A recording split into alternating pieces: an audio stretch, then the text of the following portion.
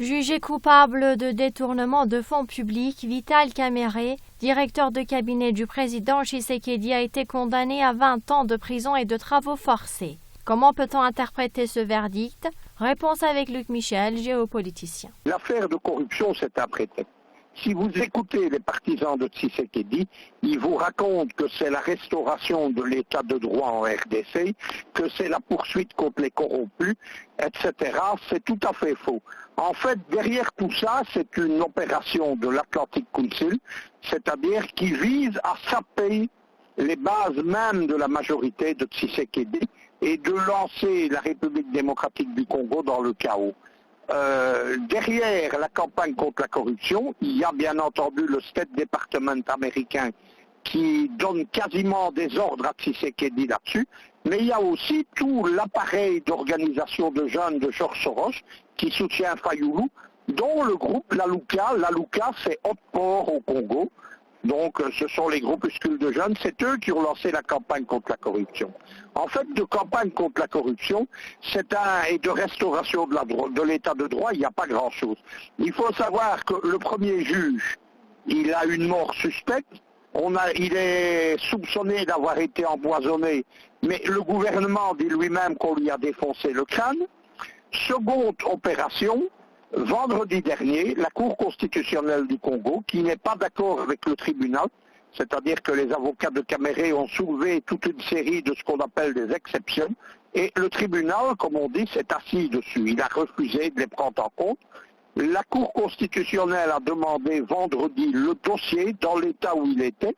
Ça voulait dire que les juges ne pouvaient plus juger. Ils se sont aussi assis sur la Cour constitutionnelle, qui est à majorité kabbyliste, c'est ça qu'il faut comprendre, et donc ils ont rendu un jugement. Le jugement, il n'est pas étonnant, 20 ans de prison, c'est ce qu'on ramasse pour corruption au Congo. Il y a également les deux soi-disant complices, mais que Kamerhe prétend ne jamais avoir rencontré. Il y a un homme d'affaires libanais dedans, etc. Depuis, il y a eu l'opération corruption continue.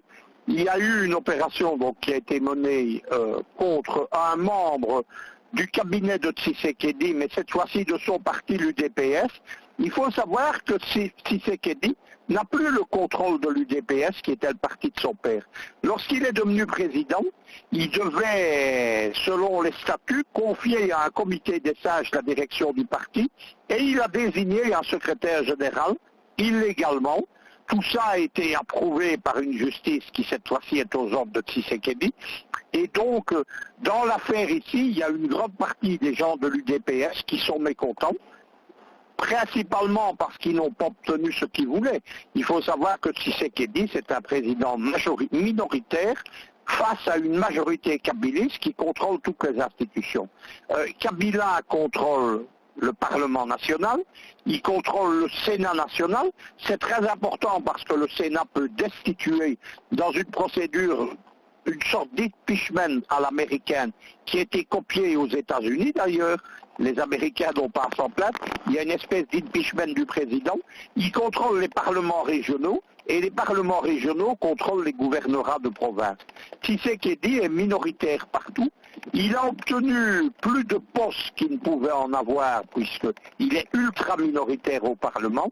Mais il doit se battre au Parlement contre une majorité kabyliste et contre une opposition derrière Fayoulou qui le considère comme un traître et qui l'accuse d'avoir empêché Fayoulou de devenir président. Il y a eu quelques jours, on a empêché l'élection du vice-président Tshisekedi de l'Assemblée nationale. Ce sont une union des kabbylistes et des gens de Fayoulou. Que cherchent les Américains au milieu de tout ça? Ils cherchent tout simplement à plonger le Congo dans le chaos. Il y a l'éclatement de la majorité de Tshisekedi, de son regroupement, le CACH. Le CACH, il est virtuellement cessé d'exister. Il est en effet constitué de deux partis. L'UDPS de Tshisekedi, mais dont je viens vous expliquer qu'il n'a plus le contrôle complet du parti, et le parti de Vital Kamerhe, justement, qu'on appelle l'UNC. L'Union nationale pour le Congo. Les gens de Kamerhe, à juste titre, considèrent qu'il a été éliminé par Tshisekedi dans un complot, alors que les accords qui avaient été faits pour la présidentielle entre Kamere et Tshisekedi qui organise le cash, disait qu'en 2023, la présidentielle, c'était Kamere qui remplaçait Tshisekedi comme candidat du cash. Il a donc été éliminé. Les choses vont très mal entre les kabilistes et les Tshisekedistes. L'accord de gouvernement qui a été conclu au début de l'élection de Tshisekedi, il ne tient plus à rien, tout simplement parce qu'il a été saboté par les Américains.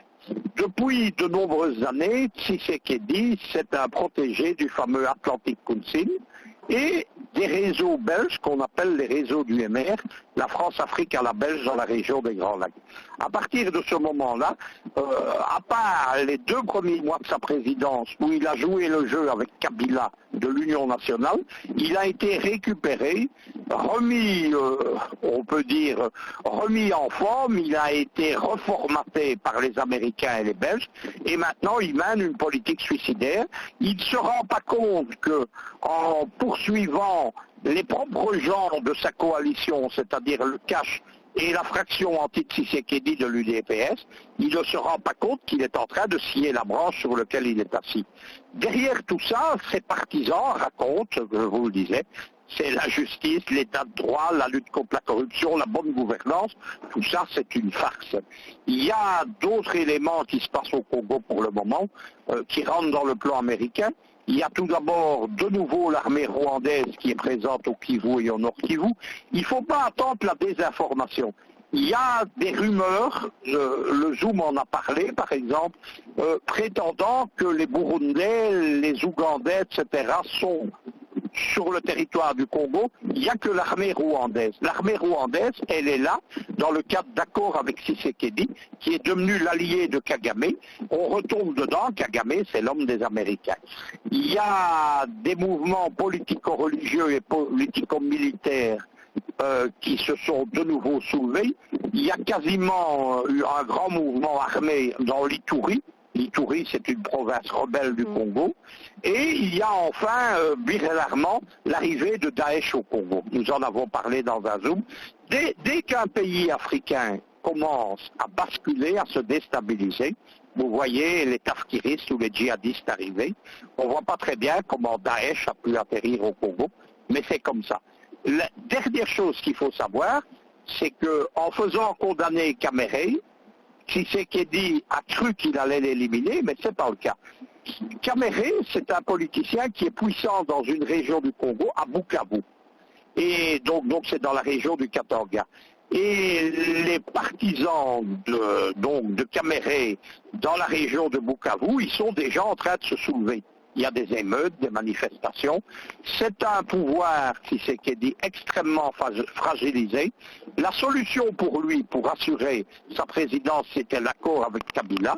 Il a tout fait pour que cet accord ne tienne pas. Et maintenant, il est en train de trahir ses propres amis politiques. Certains se souviennent à ce moment-là que c'est lui qui a empêché Fayoulou. Il a signé un vendredi à Genève l'accord désignant Fayoulou comme candidat de la coalition Lamouka dont il faisait partie. Le samedi, rentré à Kinshasa, il dénonce l'accord. C'est quelqu'un sur lequel on ne peut pas suivre.